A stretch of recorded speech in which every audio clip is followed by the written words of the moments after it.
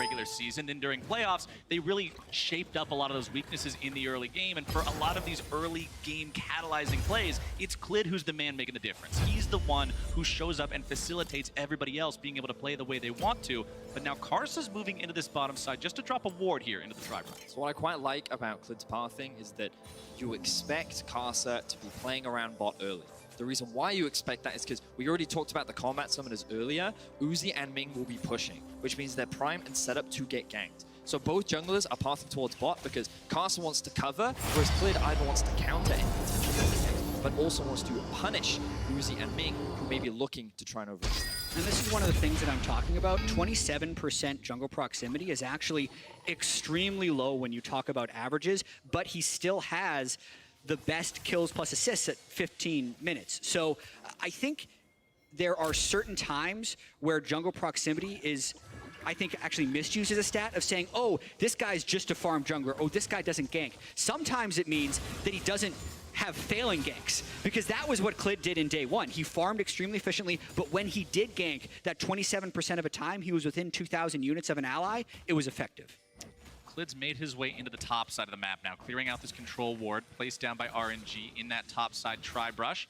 That one out of the way, it just means that RNG will have to be that much more respectful of where Clid may be. So the reason why Clid is now clearing up towards the top side is because look at Faker's level. He's just hit level 5, 6 will be coming soon. He's based at just the right time because he's coming close to that level 6 mark and he's going to force Xiaohu to back off. This gives him an opportunity to look for a roam because he can push out this wave and Khan is resetting. I see a lot of setup coming out from SKT right now to suggest that they're going to be looking for that level 6 play with the Twisted Fate.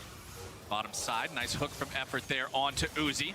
Play back on Ming as well, putting some damage onto the RNG bottom laners, but a nice hook coming out. Teddy's going to be taken low, gets himself away thanks to the Lantern, and Ignite is expended by Ming. And that was actually an interesting mistake by Teddy, because oftentimes when the Ezreal is picked into a Blitzcrank lane, it's so that you can cast your E as the hook connects with you and essentially invalidate it from landing. But that's what Teddy didn't do right there. I believe he's kind of being a little bit greedy in lane. His first back is likely looking to be a Tier and a Sheen, but with the teleport and losing 1 and about 3/4 plate, he is getting pushed in and will probably take his recall after this next wave. Zhao, who was first one to hit level 6 there, Faker hit it just a couple creeps later, and that means that the Twisted Fate ultimate is now online. We'll see if SKT are able to coordinate a play with this one here early on. Effort doing a good job of wasting as much of Karsa's time as possible, letting him get just ever so close to that recall window and then interrupting it there with the death sentence. So we can see the Sheen has come through now for Teddy. We'll give him a little bit more trading power in lane and potential setup. Again, just because we expect Fake to play towards top doesn't mean that he can't look to gank bot. I like this roam from Ming, level 4. He was able to base just before Uzi, which means he has plenty of time to roam through the mid lane, maybe look for a pick, but his primary goal is to get this vision down. Give it a little bit more information as to where Clid is on the map, but also to set up for RNG to potentially play through bot lane. One thing I'll also be looking at on this map is Karsa. So many times you think about the Twisted Fate, and the natural solo queue response of playing against Twisted Fate is, well, you have to go to him, because he's going to try to go to all the other lanes instead. Will RNG be able to make a play onto Faker, this player who has almost built a reputation out of just his ability to absorb pressure besides everything else? We've seen how hard teams try to shut him down and how difficult that can be. Look at the junglers right now. Clid sneaking up through the lane on the bot side of the map. Looks like SKT are not aware that this Drake is going on. They are trying to get a bit of vision down. This should indicate that there should be a jungler on the bot side of the map, given that his red has not been cleared, and now they'll know as the Drake does go down. Yeah, good capitalization by Karsa right there, because his bottom lane had push, his mid lane had push, and they had multiple control wards in the river. So since he was so missing, SKT would actually feel a little bit scared about going into blindly check, and really just a good read by Karsa to get the first Infernal Drake. Clid still missing that ultimate there on the Gragas as well, meaning if they were to try to force something in the bottom lane, they wouldn't have that tool available to use. Karsa also hanging out down here, just waiting to see if SKT are going to try to make some kind of a move. Twisted Fate ulti coming out now. RNG trying to get themselves away. They could be in some trouble, but now it's going to be Faker. He's first blooded, and a hook has found a second. Clid's going to be going down here, but it looks like the TP into the back from Khan may be the saving grace. Longshing has extended himself far into the SKT lines, and he too will now retreat. Paddle back in. Star nearly finding the kill onto Teddy. Khan getting himself away. Uzi goes into the thunderstorm, keeping himself alive. Not at the end of the day. It's a 1-for-1. Xiaohu going to be grabbing the kill onto Effort. And This the isn't play done yet. is not yet over. Explosive cast comes down. Khan's kept alive. Finally falling to Xiaohu, but yet another 1-for-1. It is rare that you see SKT force in such a fashion. Faker just putting his face in front of all of RNG, instantly dies when he goes in there, but that sets the wheels in motion for a chaotic fight. Beautifully played initially by SKT because they know they have the numbers advantage. What they're not expecting is Karsa to just be lying in wait. RNG like to protect and play around their bot lane. The Langjing teleport was immediate. At this point, you're thinking, okay, pretty good start to the fight for RNG, but then things start to turn. And the surprising thing to me, Vedius, was that the TF ultimate reveals everyone, so he knew that Karsa was there. And then as this continues, watch Uzi, knows he's going to take a turret shot, and the hook finds him at the very end of the... And then you think that the fight is over, Jeff. You think that this is where things are done, but then a beautiful casket from Klid. At this point, again, you're thinking, okay, the team fight is over, but it's Karsa that's drawing the tower aggro that gives enough time for Langjing and Xiaohu to actually dish the damage and make it a 3-for-3 at the end of the day. And after chaotic fights like that, where it is 3-for-3, it's very important to take stock about where the gold went. So 2 kills actually went to Khan in the top lane, and 2 kills went to Xiaohu Zoe in the mid lane. So the faster he hits his item spikes, the more threatening his fog of war fights become, and you can see he's going to look to try and punish Faker with his gold advantage. Bottom side, Mingo to get another hook. And that one's going to be a gray screen for Effort. Good aim from Ming. And so while the kills did go onto Xiaohu in the mid lane, all of the summoner spells were gone for the bot lane of SKT, which means the moment Ming was able to land a hook, they were able to find a kill. RNG now lead the kill score. Xiaohu gets a bit more poke down onto Faker. Faker sitting at 1/3 HP here in this mid lane. Xiaohu and Karsa on the prowl through the enemy jungle. Xiaohu backing back up towards the river, but Karsa not afraid to move forward here, sitting down the control ward, taking that control over this area with the vision, providing even more darkness for SKT to have to double check as they rotate. And you can see RNG heavily trying to play around this bottom side as Mordekaiser ends up using his ult in the top lane. That's mostly trading. It's all about using that mid lane gold lead to punish and break this bottom lane. Here comes RNG. Redemption going to be used there just to try to keep SKT even further back. Sleepy Trouble Bubble not going to find the mark, just falls barely short. Minion wave cleared out in time to not allow RNG to take the turret just yet. And now, instead of actually sending 4 people bottom lane to match and just a continuing battle at their lose, Faker ends up using this teleport mid and trying to push forward as aggressively as possible to say, okay, you take bot, we'll take mid. And then, as the Lee Sin matches, they go in bot. Beautiful pickoff. And there we go, shut down onto Uzi as the plays are going to continue. Ming now in some trouble. They can't find even a single kill, and they lose to SKT. Make the play. I actually love what Faker and SKT did there. It looked like the bottom lane was going to be hopeless. It looked like they had been poked down to 1 plate. But once Faker used his teleport mid, RNG felt compelled to match, and that's the moment that SKT strike bottom lane. So there is an ebb and flow to these lanes and the way you can apply pressure, and SKT found the exact window where bot was vulnerable. And I love that you say that, chat, because it is these exact windows that SKT showed against yesterday versus Fnatic that they're able to find these plays. And as you say, Xiaohu is going back to base. Karsa is in the mid lane. This allows Twisted Fate to be able to teleport to the bot lane with his ultimate. Ming and Uzi were slightly overextended, and that was all that SKT needed. They lead in the gold right now because of the Twisted Fate passive and Kleptomancy, but this game is still very even. Second Infernal is so big here. Xiaohu's going to get himself grabbed. Clem's going to be keeping him safe, but Effort is immediately deleted yet again. Ming has got his number this game. You're seeing the combo of the Zoe and the Blitzcrank. If either one of their skill shots land, it's going to be a guaranteed pick for RNG. They find the shutdown onto Effort, and now Uzi's eyes are set on this bot lane tower. This should be the first structure of the game going in favor of RNG. And still in time to get the extra plate money with it too, and more importantly, this will be solo gold on to Uzi, the man that RNG just loves to play around. More money in his pocket just means more and more chances for them to walk out with a win here as Karsa's on to that second Infernal. Second Infernal is so important for RNG as well. You can see that their comp does scale quite well with the Zaya. Oh, Xiaohu! Got him. Who nearly got Faker, who flashes over the wall. I think he's got him. Oh, he's got him now. With the stopwatch. Oh. He walks away from the trouble bubble, and Faker is kept alive, and Xiaohu is baited into a death mid lane. Oh, oh no. Xiaohu is just so unlucky when it comes to finding these 1v1 kills. Yesterday against Demonte, today against Faker. Oh, it was so close, but a great flash from Faker. We all thought, like, listen, why are you wasting your flash? He should have died, but he had the stopwatch, he survives, and then they come in for the punish. To think ahead on that play, obviously, you could make the argument that Xiaohu outplayed him to make him burn his flash and his stopwatch. Yes. But almost any other player, you'll flame them for burning flash or you'll flame them for burning stopwatch in what looked like a sure death situation. But then I'll have to go back and check whether or not Xiaohu misfired his bubble or whether or not he just couldn't find the range over the wall, because that is actually one of the most miraculous escapes I've seen. Very impressively done by Faker. Tragedy striking for RNG. Uzi gonna steal away that chicken camper to at least grab a little bit more money for himself. Currently leading this game in terms of farm. Let's take another look at the mid lane play. So great play by Xiaohu there to get the ignite onto Faker. He flashes over the wall. You'd think that Xiaohu's Q would have been off cooldown, but he just throws the bubble just short. Just a little too short, yeah. And now he's dead. Up a creek without a paddle, I believe is the expression.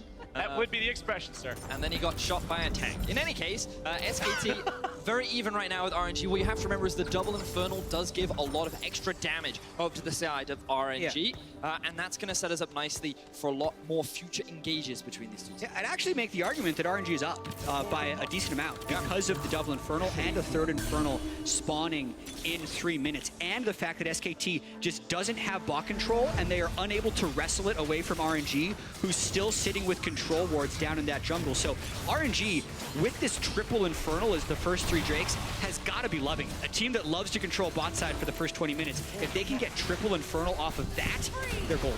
And notice how both teams are trading sides of the map right now. In the bot half, you've got all this vision being invested in favor of RNG. Meanwhile, on the top side, it's all going in favor of SKT. And while we did see that last replay, ooh, it looks like we're getting a fight. He's going in underneath the turret. He'll be soaking the aggro. Faker's got no stopwatch anymore, and that's another kill for RNG. And RNG made the play before I could set it up. Their eyes were set towards this bot tower. SKT do have the Rift Herald, so they can try and answer by utilizing it mid, but RNG are going to be able to get this tower, reset, and get back out onto the map. Yeah, and RNG is doing proactive plays on their side of the map, whereas SKT, it doesn't quite look like they are. If they get this play, though, it's big. Oh, wow. Okay. There we go. Sure. That took the words right out of my mouth. You know what SKT needs to do? Something that's not bot lane. How about one-shotting Uzi? Big misplay there from Uzi as well, though. He did have the heal. His flash only just came up, but normally instant reaction speeds are what you come to expect from Uzi. He didn't use his ultimate in time, and he ends up getting punished. SKT still holding onto the Rift Herald means they can actually path it towards top and use that, and we're going to look back at this pick onto Uzi. Was not expecting that engage from Clid. Ends up immediately getting blocked. Yeah, oftentimes, Gragas, he was in range to body slam, right? He could have just forced the ultimate from Uzi with a normal body slam, but he basically instantly body slam flash from short range, which did not give Uzi time to react. And now, Rift Herald gets used 1 minute before the Drake. This is where SKT now needs to try and wrestle the control of the bottom side back, because anything is possible. But I feel like if RNG gets triple Infernal here, they probably win the game. The first Infernal is more valuable than the second and third in terms of how many stats it gives you. So SKT really need to get this one to be able to match RNG in the mid and late game. SKT are making it a priority to get control over this bottom side river right now. You can see plenty of wards being set down, control wards, vision wards, everything but the kitchen sink being thrown into this river to try to keep RNG away and give them the jump on any fight that might pop up. And I'm looking at Effort and Ming, because every time Effort has gone for a pick, Ming has killed him. The lockdown on that Q has mean Aphrodite goes for a pick, he loses half his health. It's not even hard to kill him at this point. 20%, 30% HP remaining is not where you want to be up against a Zoe and a Lee Sin and all these champions that it's so easy to just burst you down. Teddy will be defending here in the mid lane. RNG does have control over mid right now. They'll shove that wave up and chase into the river after SKT. Now, the big point of contention is this Infernal, but SKT have control over the bot side. RNG don't care. They forced through mid to gain priority, and now they're the ones starting it off. Twisted Fate is on his way. Will have the ultimate. Pops it. Here we go. For the steal. Ulti is out. He's stolen. Stolen by SKT, but now where is the fight going to go? Efforts there on the front line. Karsa able to find the kick onto Khan, into the rest of RNG. Faker's going to be in there on the backside as well. Uzi finding the damage in onto Khan. RNG is still going to be kept alive, but the health bars are critically low. Faker's after Uzi, but he won't be able to find him just yet. Faker's stumbling away, but he's the only man left standing. Karsa and Longshing are after him. Sonic Wave will not find the mark, but the pursuit continues. Karsa is stopped in his tracks, but Longshing continues the chase. The claw will not find the mark, and Faker hands him a car and walks away. RNG will not find the ace, but they still found 4 kills onto SKT. They will not secure the third Infernal, but what a close fight. Remember, with SKT's comp, it is a lot harder to commit to these team fights because Teddy is not online as a champion just yet. They're very split. Notice Teddy on the backline, not dealing any damage right now, trying to land a couple of pokes with his Q, but Uzi's just tearing through the front line. And then Faker looks to try and clean up this fight, but Uzi going untargetable buys just enough time for them to dump a bunch of damage onto Faker. Gonna watch Faker once again with this great finish and escape. But also notice how Faker flashed to avoid the bubble from Xiaohu, which then landed onto his AD carry, shutting him out of the fight. So Faker ends up being the only one to survive, sidestepping everything. The cool, calm demeanor of Faker allows him to walk away nonchalantly, no problems here. Honestly, like, the rest of this, he's really just running away at max speed, but something about Faker makes us be like, wow! Run in the straight line! But he did so many dodges before that, and then you can also see, like, Longshing, Karsa, they thought they'd have a kill. They'd know, like, they have enough experience to know that. One thing I really have to point out about that fight, though, is how huge it is that Clid stole it away and how it all could have been avoided. Mordekaiser, if he moves up closer to Gragas, can just throw him into the Death Realm, and then Drake is unsmiteable. So the fact that that didn't happen, I think, keeps SKT in this game. I think it's also important to recognize that SKT, even though their comp is probably not best designed for fighting in a situation like that, especially given that they haven't hit their big power windows, given that Teddy has not finished his Trinity Force yet, they needed to because of how important that Infernal was. And by securing it, the loss ultimately still ends up paying off for SKT. Well, I have an interesting stat for you guys now that we've just crested the 20-minute mark, and after that last fight, Uzi is now up to 3 kills. In the LPL, when Uzi has 3 or more kills, out of 31 games, they won 27 of those. Oh. That's 87% of a win rate. When he has less than 3, they only win 33% of the games.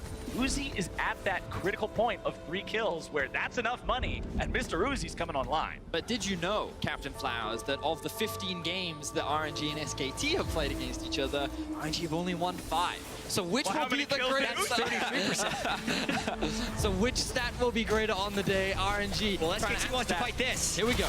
RNG's gonna play, but that's a nice cast. Uzi's gonna be in some trouble. He's the first one dead. Clit's trying to get himself away. Longshing is in the middle of everybody in this fight. He's going to be taken very low. Khan barely going to be kept alive, getting himself out now as well. And SKT have got the fight. What does it say about games where Uzi dies 5 times? Games where Uzi takes a big swig out of a Gragas barrel to start the fight. I don't know about that one. SKT's going for Baron. Karsa is alive, though, for a potential steal. So much praise needs to be given to Clid for that play. Beautiful cast, set up the fight fantastically for SKT. The Baron has been started. Karsa trying to steal it. He's not going to be able to. Today, Teddy jumping in there. A couple quick shots. Wham, bam, he's out of there. And Barrett goes to SKT. This game has been on such a knife's edge. The third Infernal, how close those team fights are, the two great escapes of Faker, and then this cask breaks the game wide open, knocking both carries directly into SKT's turret, ending the fight before it began. And it arrived just as the Twisted Fate did as well. Beautifully played from the side of SKT, and we said it at the beginning of the game. SKT is known for their team fighting. That is often how they win games, and that is a perfect example. Their ability to set up and execute on so many of these fights is what makes them one of the best teams in the world. And look at the graph on your screen right now. The man that is so heavily valued by RNG, so heavily invested into, barely 3 digits of damage in the last team fight because of how quickly he was killed at the beginning. Yeah, but also have to point out it's not over till it's over, because Uzi still has the most gold in the game. Of all players coming into the World Championship, Uzi got the most of his team CS between 15 and 30 minutes, 36% of his team CS, so actually more than a third, even though there's 5 people on the map trying to get gold. So even with him dying in these fights, he's still packing a bigger punch than anyone else. Faker has the most gold. Uzi has the second most gold in the game. Have to correct myself right there, but it's still possible if Uzi hits Infinity Edge for RNG to come back. What's important to note as well is that SKT are not the most aggressive when it comes to securing their first Baron. They like to play it safe. They like to take their time. They're not a team that tries very hard to snowball their leads, and you can see that they're pressuring all 3 lanes right now. They're maintaining vision control around the bot side of the map. They're steady, calm, and calculated, which means that they're likely not going to end the game off this push, and it will give RNG another opportunity to find a fight, get to a couple more items, and potentially come back. At the same time, SKT is a team that is very comfortable. As you said, Betty, they don't need to snowball. They have the #1 rank in the LCK for spending games in a close state, which means no more than a 2% lead or deficit either way. So this team knows how to play in these close situations. This likely will get them very far and away from that as they're using this Baron all across the map, pushing into each of these lanes. Oh, look out. Effort's in some trouble yet again, though. Remember I said Ming had his number earlier? Well, punch that ticket yet again. RNG got themselves a pick. This has been a very rough game for effort outside of one great hook in the bottom lane. Here comes SKT, though. SKT making the moves, making the plays, and Faker is on a killing spree. RNG looking to take him down, though, and that's Karsa getting the shutdown. Longxing going in on Klid. He's put him into the death realm. The stasis will buy a moment's time, but what else are you gonna do? Klid's drowsy, and he's taking a long nap now. Khan's trying to make some sort of a move happen, but he's turned into a pair of alligator boots. Shut down over to Uzi, and RNG strike back. That is a negative Baron power play as RNG answer back. A single pick onto effort ends up snowballing into an ace. RNG do not give up without a fight, and this fight has brought them back into the game. And RNG probably could have kept pushing, but they want to just hold their advantage where it lies. What a series of picks that was, now that we finally calmed back down. And it was all before Uzi even got his Infinity Edge.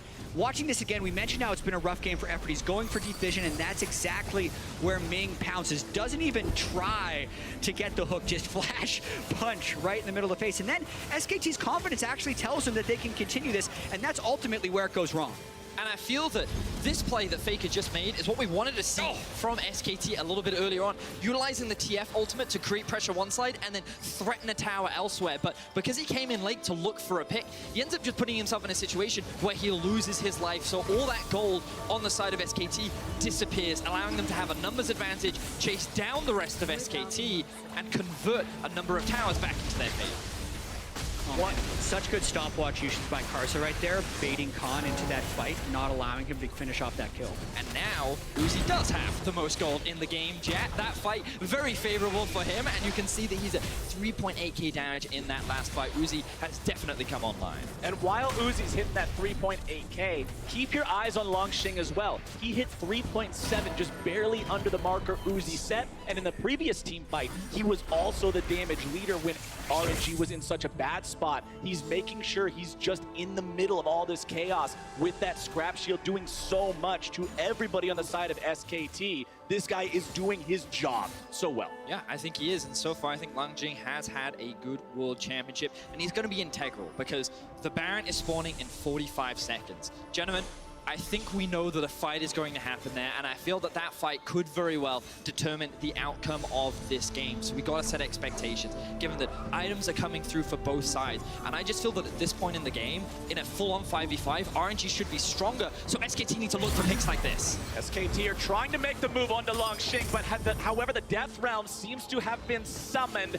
Will it be able to survive? No, he will not. Khan's grabbing the kill. Karsa goes in now. Xiaohu's also there. Clinn's coming out, keeping the mid laner alive. Cass goes through. Xiaohu not going to be knocked at the right angle. Uzi having to pop the QSS as well.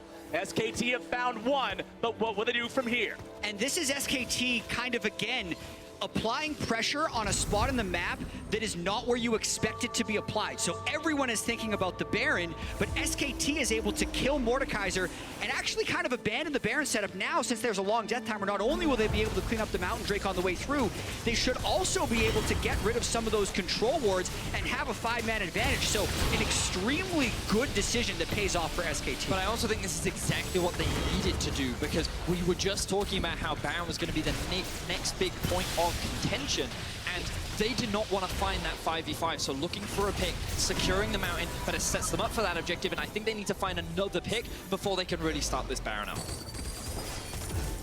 RNG are the ones with control over that top side river right now, trying to clear out some of these wards just now placed down by SKT. Control wards and sweepers in the right place to remove all of those right now. RNG does still have that tier 2 in the top side, but with no other nearby turrets to run to, you got to make sure you're doing your due diligence, establishing these vision lines. Let's take another look at what happened with the play bottom side. Yeah, so Longxing wanted to be able to have his ultimate up once he got into the turret, but he takes so much damage before he ends up ulting Khan that he's just not able to stall this out for long enough. And then RNG, since they were the ones setting up mid-priority, were a little bit late to the play. Exactly, Jen. You were talking about it before the replay and how RNG, their focus was on the Baron.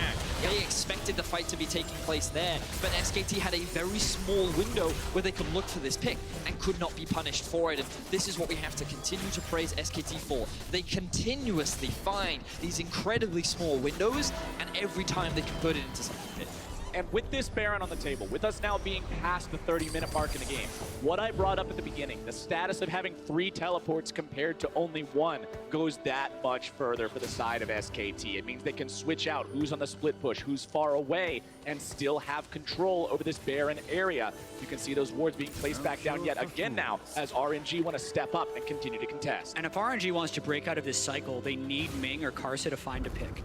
They have to be able to track Faker on the map. Otherwise, Longxing is going to die in that side lane, especially when his teleport is still down. And then SKT can easily just teleport back to the Baron pit after they spend. Look at the flank. Now they're just going to fight 5v5. Khan wants to come in from the side. Faker's looking to make some kind of a move here off the side. Xiaohu's in some trouble. Clint's going to blow him up. Effort now going to be run down here in the mid lane, but Khan's able to come in from the side. Uzi going on a rampage. Faker's going to be taken down now. Double kill over to Uzi, and SKT fall apart. Uzi's got exactly what they've been giving him. He's got the money. He's got the damage. He's got the triple kill. And RNG once again find another successful fight, and we're seeing how much harder it is for SKT to force the 5v5. They need to find these picks. They thought they found it onto Xiaohu, but Uzi was still alive. The Baron is now in their eyes. Teddy's trying to delay this to the best of his ability.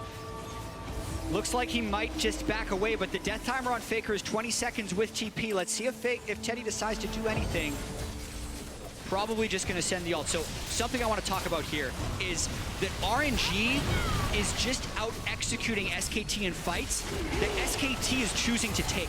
It's not RNG that's finding any of these team fights. It's SKT trying to brute force these team fights on top of RNG, which isn't very typical of them, but we have to shout out RNG for this execution. So Xiaohu without cleanse, SKT burned everything on him, but then watch Uzi in the rest of this fight. Completely prepared to just wreck Faker as his synergy with Karsa is so strong. Faker can do nothing post-Zhonya's. Then once they've taken out Faker and Clid, they just run down the rest of the fight. I mean, we talked about it earlier in the day, Jack, before we even jumped onto Cass, which is that SKT as a team is often one that I feel over-relies on these team fights. And you're right, often a lot of the team fights that they force have great setup, but it feels like that they're just trying to force it down mid. That setup was not optimal, and RNG immediately find a great punish. I often look at RNG and think of the president with his Secret Service detail. Well, Mr. Uzi's looking awful presidential right now, full build, pushing down the mid lane. But SKT is 1-3-1-ing, whereas RNG can be 5 strong in the mid lane. If that hook landed, the game might have been over, and I wonder if RNG's going to try and keep pushing through. RNG pulling back for now. They do have Lungshing back in the base, trying to deal with Faker's split push. It is mid inhibitor down on the side of SKT. They weren't able to get anything in retaliation. Inhibitor turret top side in RNG's base, still standing. Yeah, Faker ulted to get out. Still anyone's game. What a way to open the day. SKT and RNG game still 400 gold off. Force again. While the Baron buff is up, one more lost fight for SKT and the game is over. Yet, with the way they prep the top and the bot waves, if SKT has a favorable fight, they too would be able to win. It's definitely close. We haven't actually mentioned it yet this game, but Faker is, of course, running the AP Twisted Fate, and he takes those towers incredibly quickly. You know, you proc one of the cards, you have the Lich Bane as well, and you will just melt through those towers. SKT likely going to be securing this second Mountain Drake, which will only help with their ability to siege, but it also opens it up to the Elder Dragon. So, at this point, I don't think SKT wants to 5v5 again. Yeah, we'll see, because they keep trying to do it. Yeah. But they absolutely have the tools to win a 1-3-1. Yeah. They have amazing disengage with Gragas, Ezreal, Thresh. That's what the team composition is really set up to do. It is puzzling that they have forced so many 5v5s, especially now with Double Mountain.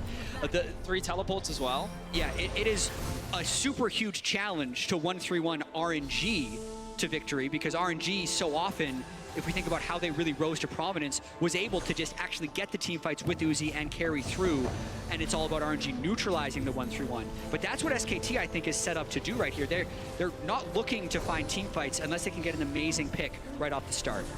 SKT is trying to deal with this RNG 4-man push here in the top side. They have everybody back in the base now. They might look to make some sort of a move here. Lungshing has the teleport, but he's not here just yet. I don't think they saw Clit. Look to make some sort of a play from the side. He's on the flank. That ward does not see him. It's disabled by the control ward. He's still hiding around the corner here. RNG gonna back themselves away now. They don't want to push up into the tier 3 turret just yet. Ming over the wall, could go for some kind of a hook, but he didn't know anybody was there. Nothing to really fire at blind. Oh, they can the just right set on Lungshing. They can kill him. Lungshing. Yeah, he's gonna die. Khan and Faker together. They got him last time. Can they do it here again?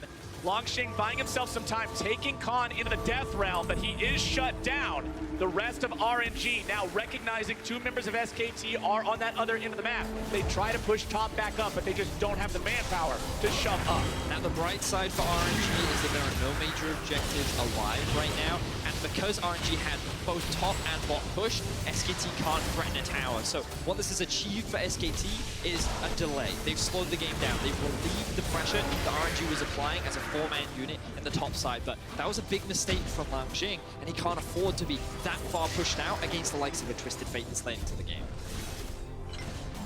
This game is still just on a knife's edge. Whoever makes the next mistake, it feels like your Nexus is going to blow up. And that's exactly what I want to see of Worlds. I don't want to see teams come in and say, oh yeah, this team's going to win, don't worry about it. This Faker and Uzi and RNG and SKT, this is what you want out of these organizations that there's so much history behind.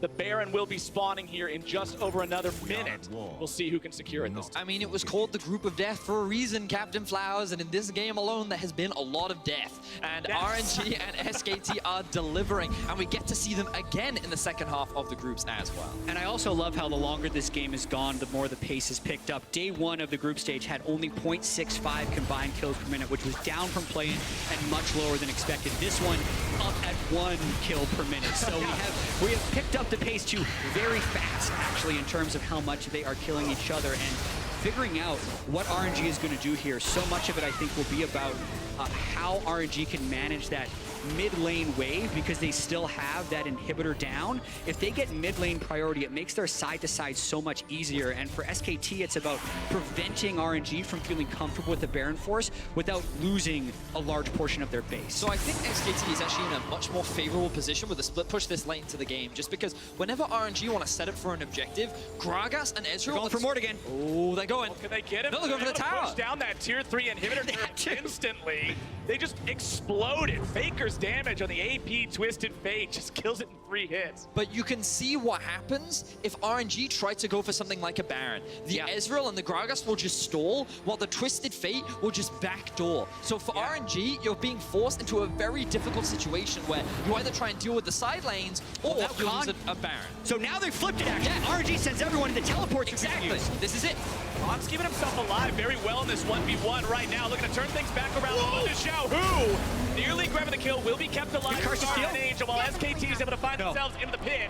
RNG, they get the kill on the top laner, but Barrett goes to SKT. But that's a 55-second death timer with the 30-second spawn of the Elder for double Infernal of RNG. So every action has a reaction in this one. But then again, you've got to remember, Twisted Fate on it. It's going to be back up. The moment they start that Elder, he's going to teleport to the bottom Rift Herald. And this is why in the late game, split pushing comps can be very difficult to deal with if you have good communication and coordination. All Teddy and Clid need to do is stall, buy time, because Faker and Khan can be the ones to threaten on a side lane. Khan has his teleport up, he'll be alive in 25 seconds, and Faker has a ward that they can use to backdoor. Except Thaddeus, look at the position of that bottom wave and the fact that RNG has 5 people. If they find a fight here, they can win the game.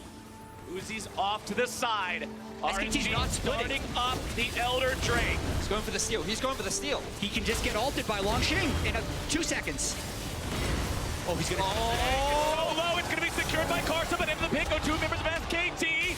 Clint's in stasis. Ming nearly burned down. It's a 1-for-1, and Khan's back alive on the table. And now it's another 5v4 potentially for RNG, and SKT's just trying to keep the minion wave as far from his base as possible, because for the next 2 minutes, RNG's gonna try and push mid to win. Oh man, it's a game of chicken. Both teams just constantly threatening and forcing each other into awkward situations. RNG's going for it. RNG, they're committing to the 5-man. TP being invested, look at the positioning of Faker. Will he go for a backdoor or will he group with this team? SKT can concede the inhib, they just need to make sure to wave clear. It is a 4v4. Remember, Ming died in the Elder Drake fight. SKT are not completely outmatched here, but they do not want to run in directly to this Elder buff team. Mid lane inhibitor down again, but RNG will not force further. Looks like we're gonna have 2 SKT Baron power plays that both end in the negative. Who would have thought that would happen in this one, or the fact that it would go over 40 minutes with the gold being identical this late in? Watching this one more time, what a risk by SKT to try and steal that Elder Drake. And however, if they did it, they would actually have a 4 Drake as well as this. And we're watching this Teddy live replay. What was important though is you noticed it just before the play, Jan, which was that the wave wasn't set up for SKT to set up a proper backdoor onto that bot lane inhibitor. And if Faker commits his ultimate, then he's likely going to die. And if he's dead and RNG still get the Elder, then well, that's GG probably. So they don't take the gamble. Instead, they gamble on trying to 50-50 smite the Elder. And at the end of the day, SKT only lost their mid inhib, so they're still in the game. And Baron and Elder are going to end up timing out at nearly the same time. So we're going to get to re-rack this split push composition for SKT and let them have another go at it. We know what happened last time when the Baron spawned. SKT was able to push and pull RNG all the way until RNG had to all-in Khan, which gives the Baron over to SKT. Now, I think that's still favorable for SKT, and the next time, since the second spawn of Elder Drake is going to be more desynced, RNG won't be able to take Elder during that timing. So that was a lot to say. The simple factor is I think SKT has an edge, because they have an inhibitor down with a split push composition, and they can use that to their advantage to get another Baron. Look at Faker. Look at him right now. He's in the top side of the map. They have a wave pushing as well. He's just going to threaten that. His teleport is not ult, but his ulti is. And RNG committing to this, they have no other teleports available on their side. They will not just win a base